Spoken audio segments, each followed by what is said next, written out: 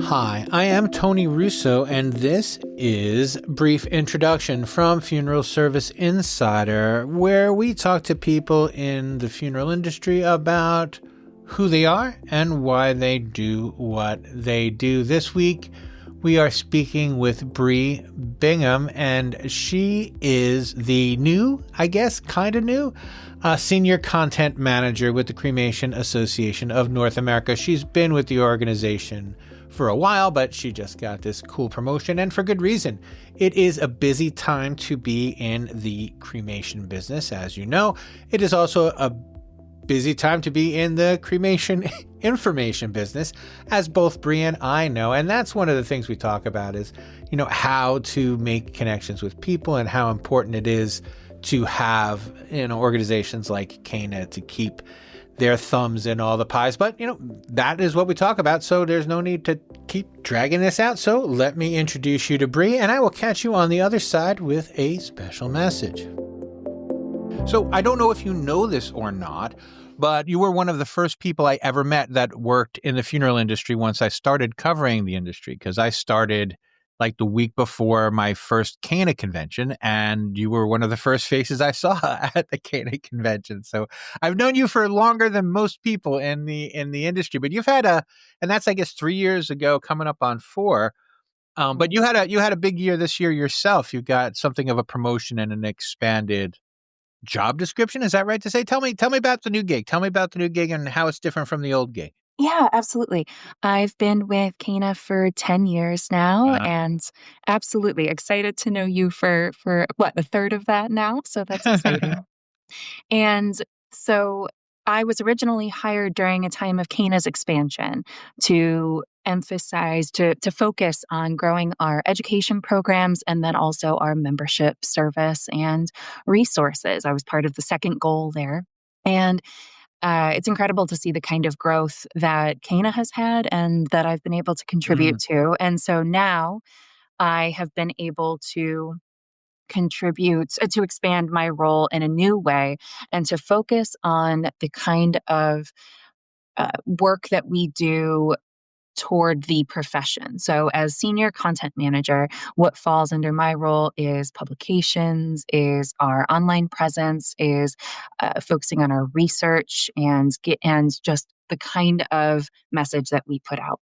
And I'm sorry, I have 3 different questions I want to ask all at once. I guess the first one is, what attracted you to the job? Like, this is it's odd. Just when I answered I answered an ad to get the job that I got, and they're like, "We are not sure you're going to like this because it's can be creepy." I don't know why. I mean, I'm a journalist by trade, and I've seen worse, I assure you. So how about you? What's your deal? How did you end up at CANA?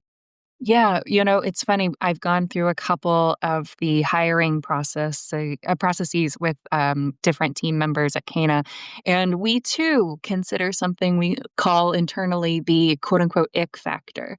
When I was interviewing with Barbara the very first time, I had, a couple minutes to kill before an interview like you do.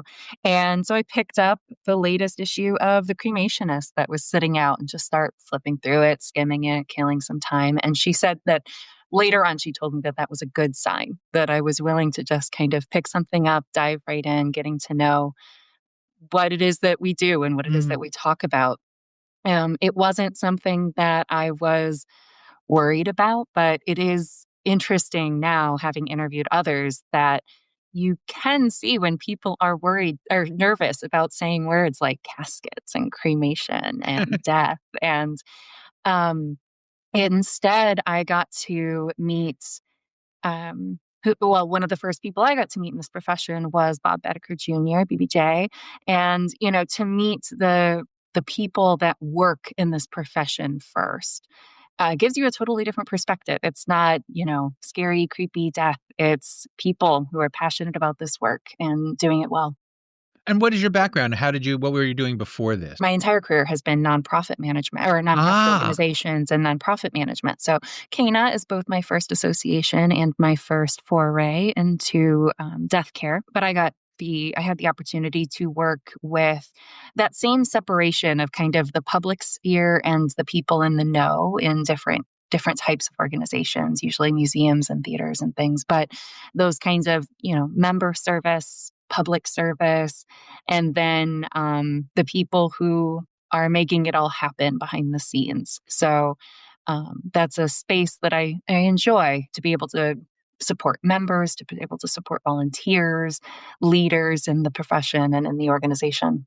So you guys brought on someone new to, I don't know if it's exactly a support role, but you guys have a big year coming up. So I guess it's part of gearing up for that. Can you tell me about your new person and what they're going to do and what you have coming up in the next year? Yeah, that's the big change, because my taking on more of this content role means that I'm stepping away for the first time in 10 years from the membership department. Not from our members, obviously, but from the Right. day-to-day running of the membership department. And so we looked for someone who could take that on. And Kenwana Hall has stepped up to take the membership and operations management role of the association. And so she will provide a lot of experience and knowledge in running our, the nuts and bolts of our database, in serving our members. And I'm excited to say that she is already, just really hitting the ground running with all of the experience that she brings to the association, and with her leadership and her ability to take that on. It allows me to step back from something that I've been doing for 10 years and to focus on this new opportunity, this new role, and this new phase, I suppose, for CANA. I think it's awesome that you have decided to celebrate the 150th year of cremation. And I know it's not arbitrary, but it is like, okay, it's time to plant a marker and say, this is the 150th year. These are the reasons, and this is what we're going to do about it. So how long have you had your eyes, how long have you guys had your eyes on 2026 as the 150th year of cremation? Maybe just for the last kind of 2 years or so, we've realized that this is the sesquicentennial, a very fun word, the 150th anniversary of modern cremation. The specificity of modern there just being that we acknowledge that cremation has been Right. practiced since the dawn of time, but this is the first kind of purpose-built building to perform cremations, right? And so we have CANA's dedicated historian, cremation historian, Jason Engler. And so having him available and working with us so closely, putting the two together wasn't hard. So we've been working with Jason for a long time. He was part of getting the History of Cremation exhibit together at the National Museum of Funeral History with us. And so what an incredible opportunity now to be able to think about this anniversary and to mark it. And so it's going to be an opportunity to look back. So we've been kind of leading up to this, and we've been taking some time to reflect on what happened 150 years ago. The Vienna Exposition that was showing the very first cremator, and the growth in Great Britain before it jumped across the pond here and started catching the imagination of us in North America. And so now is the opportunity to look to the last 150 years, now that we've talked about how we got here, what has happened over those 150 years, and inviting and encouraging other people, because while CANA was obviously founded by those early adopters, those cemeteries on the bleeding edge of cremation, this is an anniversary for the profession as a whole. It's not unique to CANA or any one organization, business, association, person. This is a time for all of us to reflect on our history. And so we're encouraging people to reflect on their own business operations, their own careers, their own history, and to think about what that means for them moving forward. So we'll have opportunities for people to share their stories, their wins, their challenges, their predictions for the future, and hope that people really seize on this opportunity to celebrate that history with the public, to educate their communities on cremation. And almost to return to history in a way, because direct cremation is not as old as cremation. Hmm. And so ritual, meaning these were always part of the cremation practice. And so to infuse that back into history and to take that with us moving forward. And so we encourage our members and the profession as a whole to reflect on that and how we can do things moving forward. I don't want to put you too much on the spot here, but Mhm. this seems like the best way forward, I think, for for the funeral industry in general, whatever that is going to look like in another decade. But focusing more on the ritual and less on the actual cremation, right? Cremation is as Barbara likes to say, not final disposition. So connecting cremation to a final disposition, as it were, is kind of seems like what you hope to lean on. Does that sound right? Absolutely. Because that quote about cremation not being final disposition definitely predates Barbara. That is part of our code of cremation practice, that Oh, memorialization is integral to what cremation is, that finding a method of supporting the family, the survivors, through their loss is integral to what cremation is. And memorialization has always been part of what CANA's history has been, and cremation's history. And it's incredible to reflect on just my 10 years with CANA and how things have changed. In 2016, cremation reached 50% in wow. the rate reached 50% in the US. And so even in my tenure here, I've gone from seeing very few people talk about cremation. In fact, I was reflecting on it myself, and soon after I was hired, someone told me that CANA was a four-letter word.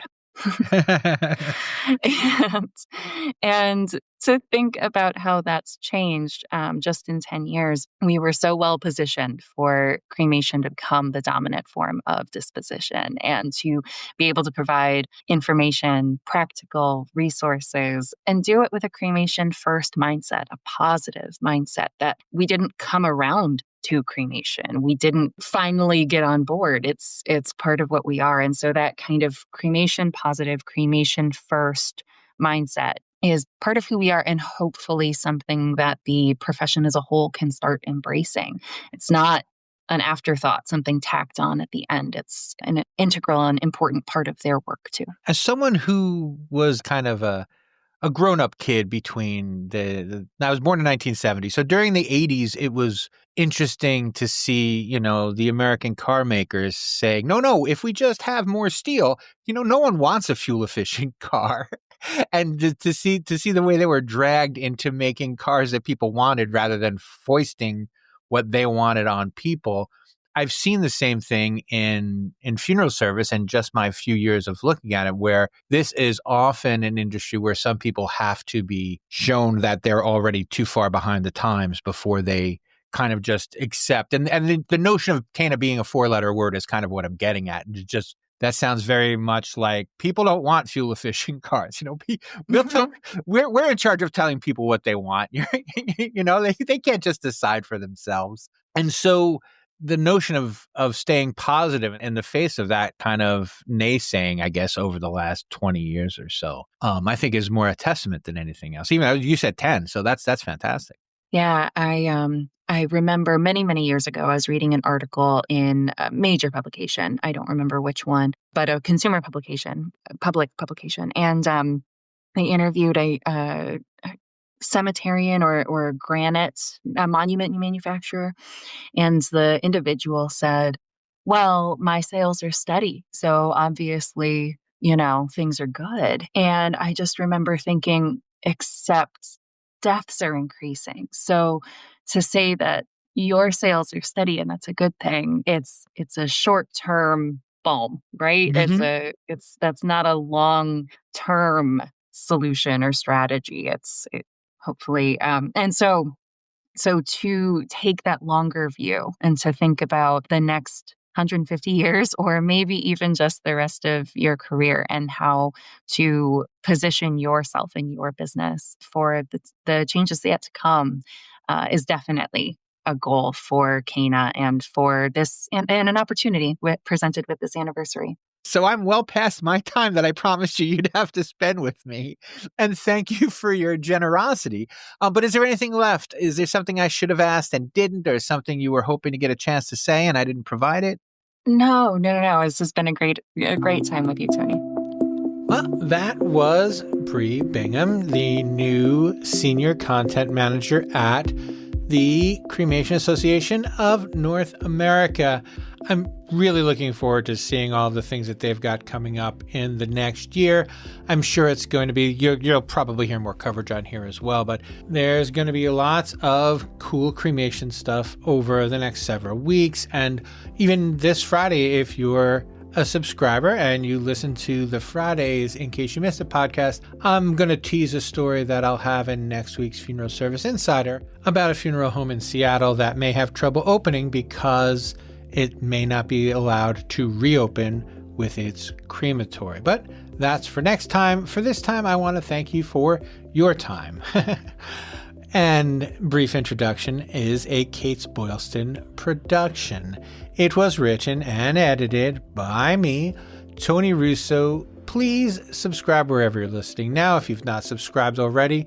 If you have any questions or concerns, you can reach out to me in the show notes, and I will check in with you next time. And I think next time is Friday, so we'll see you then.